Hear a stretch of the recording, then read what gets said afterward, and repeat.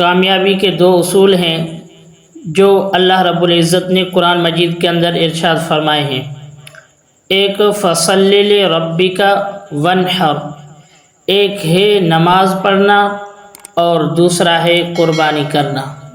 ان دونوں کے ذریعے سے اللہ رب العزت کا قرب حاصل ہوتا ہے، اور ان دونوں کے ذریعے سے ہی انسان جو ہے وہ ایک مقام تک پہنچتا ہے، اور فلاح کے یہ دو راستے ہیں، ان کے علاوہ اور کوئی راستہ ہے ہی نہیں۔ جس طرح 2 اور 2 4 بنتے ہیں، کبھی 5 نہیں ہو سکتے، اسی طرح اقوام عالم کے لیے یہ 2 چیزیں ضروری ہیں۔ ایک تو یہ ہے کہ فصلی لربک، اپنے رب کی نماز پڑھ، اپنے رب کے لیے نماز پڑھ۔ تو نماز کے ذریعے سے انسان جو ہے اللہ رب العزت کا قرب حاصل کرتا ہے، اور تقرب نماز کے ذریعے سے حاصل ہوتا ہے، جیسا کہ آپ نے بہت ساری احادیث کے اندر نماز کی فضیلت سنی ہے، اور اسی طرح اللہ رب العزت جو ہے نماز جو پڑھتا ہے اس کے طرف متوجہ ہوتے ہیں، یہ آپ نے بہت ساری احادیث کے اندر سنا ہے۔ لیکن ہمارا جو آج وہ موضوع ہے وہ ہے قربانی کے متعلق۔ قربانی کیا ہے؟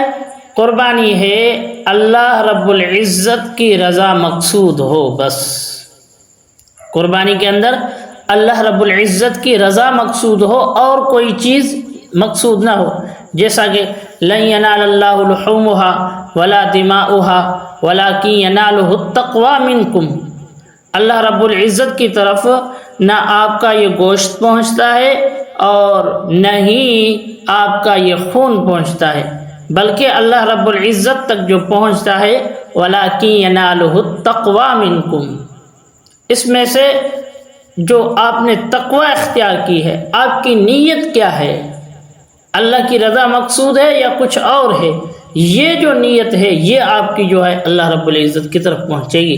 جیسا کہ دوسری آیت کے اندر اللہ رب العزت نے ارشاد فرمایا ان اکرمکم عند اللہ اتقاکم، اللہ کے ہاں مقرب اور عزت والا بندہ وہ ہے جو تقوی اختیار کرے گا۔ حسب اور نسب ان چیزوں کے اوپر اللہ رب العزت کا قرب حاصل نہیں ہوگا۔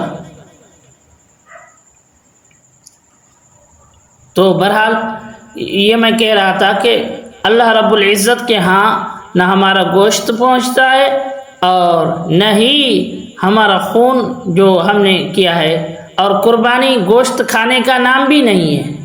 بندہ کہے کہ میں نے جانور کو ذبح کیا اب یہ قربانی ہو گئی، بھئی یہ قربانی نہیں ہے۔ چلو قربانی تو ہے لیکن مقصود اس میں سے یہ چیز نہیں ہے۔ قربانی جو ہے وہ انسان کی جان کا بدلہ ہے، انسان کی جان کا بدلہ ہے۔ جس طرح جو ہے نا آنکھوں کے بدلے آنکھیں ہو گئی، کانوں کے بدلے کان ہو گئے، اور اسی طرح پورے جسم کے بدلے اس جانور کا جسم ہو گیا۔ تو فصلی لربک وانحر، آتے ہیں اس طرف کہ نحر کسے کہتے ہیں؟ نحر کہتے ہیں اونٹ کو قربان کرنا، اونٹ کی قربانی کرنا، اس کو نحر کہتے ہیں۔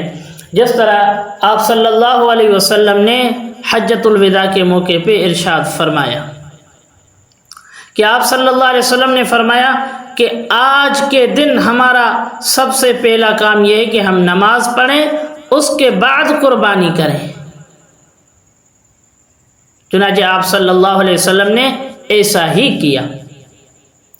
باقی رہی یہ بات کہ اگر کوئی بندہ قربانی کسی جنگلی جانور کی کرتا ہے، جنگلی بھینس ہو، بکری ہو، ان سے جو ہے وہ قربانی کرتا ہے، تو یہ قربانی ہوگی یا نہیں ہوگی؟ تو اس کی بھائی قربانی نہیں ہوگی۔ بہیمۃ الانعام یعنی وہ جانور جو انسان عام طور پر اپنے گھروں کے اندر رکھتے ہیں اور انہی کے ساتھ انسان کی مناسبت ہوتی ہے، دودھ بھی انہی کا کھاتا ہے، پیتا ہے، اور گوشت بھی وہ انہی کا کھاتا ہے، اور زمین کے اندر کام کاج کے اندر بھی وہی کام آتے ہیں۔ تو یہ بات ہم ذہن میں بٹھا لیں۔ اور اسی طرح اگر کوئی بندہ کہے کہ میں اپنے بیٹے کو قربان کر رہا ہوں، یہ کچھ وقت پہلے جو ہے راولپنڈی کے اندر یہ واقعہ ہوا تھا، تو کوئی کہے کہ میں اپنے بیٹے کو قربان کروں تو یہ بھی قربانی حرام ہے، یہ بھی قربانی کیا کہو حرام ہے۔ اگر بیٹے کی قربانی کرنی ہوتی تو اللہ رب العزت حضرت اسماعیل علیہ السلام کو قربان کرتے، حالانکہ اللہ رب العزت نے حضرت اسماعیل علیہ السلام کی جگہ ایک دمبے کو بھیجا، اس کو کہا وَفَدَيْنَاهُ بِذِبْحٍ عَظِيمٍ، یعنی عظیم قربانی یہ ہے، بڑے میں بڑی قربانی یہ ہے کہ بندہ جو ہے جانور کو قربان کرے، باقی کسی بیٹے کو یا اپنے رشتہ دار کی نظر کو، یعنی نظر مانیے کہ میں ان کو قربان کروں گا تو یہ قربانی نہیں ہوگی۔